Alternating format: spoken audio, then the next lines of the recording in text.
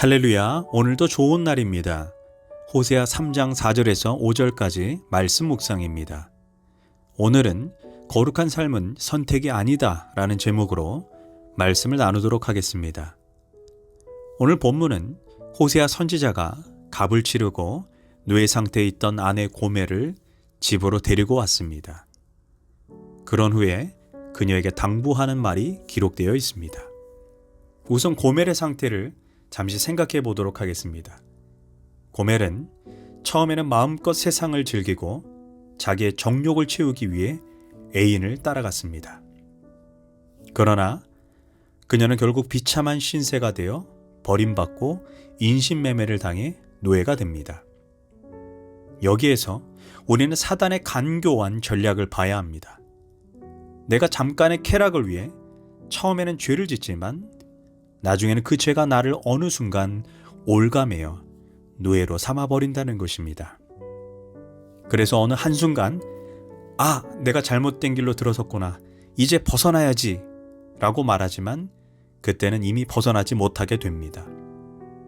도박도 처음에는 그저 잠깐 즐기기 위해 시작했지만 나중에는 도박의 포로가 되어 벗어나지 못합니다. 여러 가지 중독도 마찬가지입니다. 처음에는 잠깐의 쾌락을 위해 시작하지만 나중에는 그것이 나의 발목을 잡고 놓아주지 않습니다. 결국 그 죄가 중독이 되어 인간의 힘으로 벗어날 수 없게 됩니다. 오직 벗어날 수 있는 길은 하나님의 은혜밖에 없습니다. 십자가의 은혜밖에 없습니다. 성령의 능력밖에 없습니다. 결국 내 능력 밖에 있는 하나님께서 내 심령을 만져주어야 치료가 일어날 수 있는 것입니다. 호세아가 무능력한 노예인 고멜을 갑을 주고 살 때 결국 구속의 은혜가 임하는 것입니다. 지금 내 인생에 사단에게 노예가 된 부분이 있다면 주님, 정말 제 힘으로는 도저히 그것을 극복할 수 없습니다. 십자가에 피 흘리신 보혈로 나를 덮으사 그 중독에서, 그 죄악에서 벗어나게 하소서. 나를 포로로 잡고 있는 사단의 모든 역사들이 끊어지게 하소서. 이렇게 간절히 기도해야 된다는 것입니다. 자, 이제 호세아는 고멜을 자신의 집으로 데리고 와서 이렇게 말문을 엽니다. 3절을 보면 그에게 이르기를 너는 많은 날 동안 나와 함께 지내고 음행하지 말며 다른 남자를 따르지도 말라. 나도 내게 그리하리라 하였노라. 호세아가 고멜을 다시 사들임으로써 고멜은 호세아에게 법적으로 속한 자가 됩니다. 우리도 이제는 나의 죄값을 십자가에서 치르신 예수님을 믿게 될 때 우리도 그리스도에게 속한 자가 됩니다. 그렇다면 하나님께서 우리에게 뭐라고 말씀하실까요? 바로 호세아가 고멜에게 당부한 것처럼 말씀하실 것입니다. 여보, 내가 이제 당신에게 부탁하는 것은 단 한 가지입니다. 다시는 집을 나가지 마세요. 나에게 신실한 아내가 되어주오. 나도 당신에게 신실한 남편이 되어주겠소. 마치 복음서에서 가늠하다가 잡혀온 여인에게 예수님께서 하셨던 말씀과 비슷합니다. 이 여인을 돌로 쳐 죽이려고 했던 사람들이 물러가자 예수님께서 이 여인에게 뭐라고 말씀하셨습니까? 나도 너를 정죄하지 아니하노니 이제는 다시는 죄를 범치 말라고 했습니다. 즉 거룩한 삶을 살라고 말씀하셨습니다. 구원받은 모든 사람에게 하나님께서 원하시는 것도 바로 거룩한 삶, 하나님 백성다운 삶을 사는 것입니다. 하나님은 구원받은 우리에게 이렇게 말씀하십니다. 내가 거룩하니 너희도 거룩하라. 또한 거룩이 없이는 그 누구도 주를 볼 수 없다고 말씀하십니다. 거룩한 삶은 구원받은 자의 열매가 되어야 합니다. 이스라엘 역사 속에서 가장 큰 두 가지 사건을 뽑으라면 출애굽 사건과 바벨론 포로 사건입니다. 그런데 대부분의 사람이 출애굽 사건에만 관심을 갖고 집중합니다. 출애굽 사건의 상징은 십자가를 통해 구원받은 삶을 의미합니다. 애굽이라는 세상에서 바로라는 사단에게 노예로 잡혀 살던 인생들이 어린 양의 피를 문설주 문인방에 바름으로 인해 구원을 받았습니다.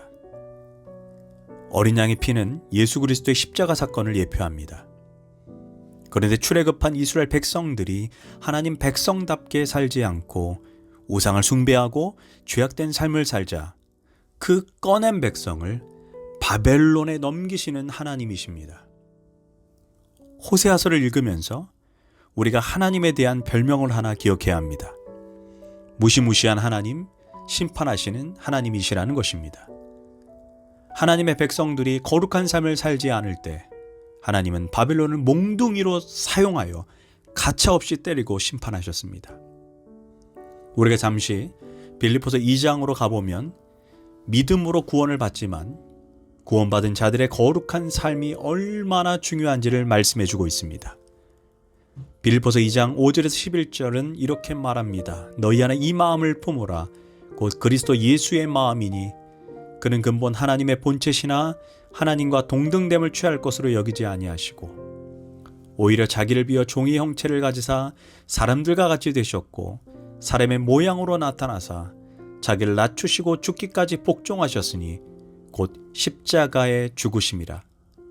이러므로 하나님이 그를 지극히 높여 모든 이름에 뛰어나게 하사 하늘에 있는 자들과 땅에 있는 자들과 땅 아래 있는 자들로 모든 무릎을 예수 이름에 꿇게 하시고 모든 입으로 예수 그리스도를 주라 시인하여 하나님 아버지께 영광을 돌리게 하셨느니라. 얼마나 고마운 말씀이고 얼마나 감격스럽고 은혜로운 말씀입니까? 그러나 그 다음 구절에서 이렇게 이어지고 있습니다. 그러므로 나의 사랑하는 자들아, 너희가 나 있을 때뿐 아니라 더욱 지금 나 없을 때에도 항상 복종하여 두렵고 떨림으로 너희의 구원을 이루라 라고 말씀하고 있습니다. 이 말씀으로 하나님이 얼마나 무서운 하나님이신가를 보여줍니다. 구원을 해주신 것으로 끝나는 것이 아니라 그 구원을 거룩한 삶으로 이제 이루어 나가는 것은 바로 우리의 몫이라는 것입니다. 즉 하나님의 택하심은 엄청난 축복이지만 또 한편 동전의 양면처럼 하나님 백성다운 삶, 거룩한 삶을 살아내야 한다는 것입니다. 하나님은 우리를 포기하시지 않기 때문에 절대로 타협하시지 않습니다. 우리의 구원을 위해서라면 자기 아들도 십자가에서 내어주신 분이십니다.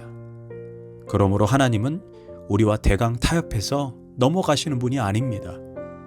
우리의 온전한 구원을 위해 성결한 삶, 거룩한 삶을 철저하게 요구하시는 분이십니다. 그런데 우리가 거룩한 삶을 살지 않으면 우리를 향한 하나님의 구원의 계획을 포기하시지 않기 때문에 바벨론이라는 몽둥이를 때려서라도 죄악된 삶을 회개케 하시는 것입니다. 기억해야 합니다. 거룩은 선택이 아닙니다. 우리가 하나님의 백성이 된 이상 거룩은 해도 되고 안 해도 되는 것이 아니라 안 하면 결국 우리의 인생이 고단해지고 고통만 가득하게 되어지는 것입니다. 이제 우리에게 하나님이 요구하시는 거룩한 삶을 살아내기 위해 애쓰는 인생 되기를 기도합니다. 기도하겠습니다. 주님, 정녕 심판받고 죽을 수밖에 없던 우리 티끌 같은 인생을 하나님이 택해 주시고 당신의 자녀로 불러주시니 감사합니다. 이제는 하나님 백성다운 거룩한 삶을 살아내는 인생 되게 하소서. 예수님의 이름으로 기도합니다. 아멘.